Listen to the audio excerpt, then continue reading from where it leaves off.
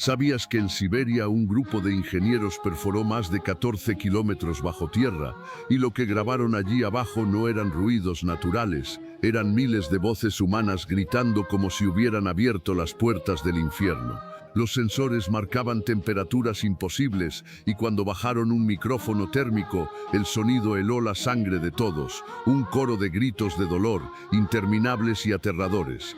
El proyecto fue sellado bajo órdenes militares, pero una copia del audio se filtró años después en foros ocultos. Quienes lo han escuchado aseguran que deja una huella en la mente, un recuerdo imposible de borrar.